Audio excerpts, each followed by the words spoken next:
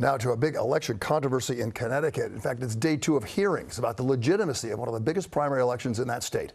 A race decided by hundreds of votes is potentially tainted by video that allegedly shows somebody stuffing a ballot box. Here's Eyewitness News reporter Marcus Solis.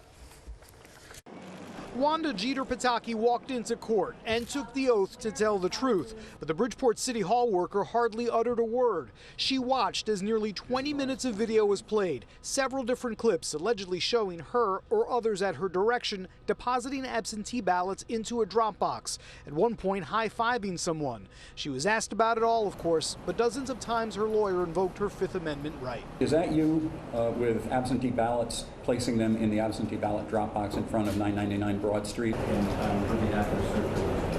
This is day 2 of a hearing to determine whether the results of last month's Democratic mayoral primary should be thrown out.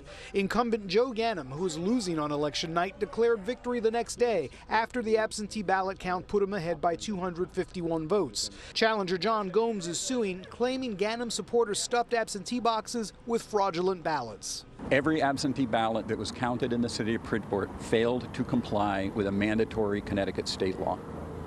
Quite frankly, it's very sad that we're in this situation today, trying to speak for the voices that have been silenced, because on September 12th, they declared me the winner on the ballot. Connecticut law does allow for designees to deposit ballots for those too ill to do it themselves.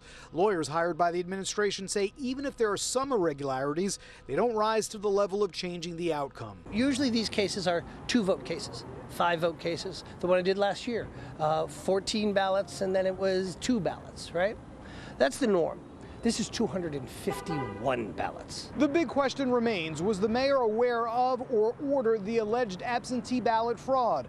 He's been subpoenaed to appear in court on Tuesday.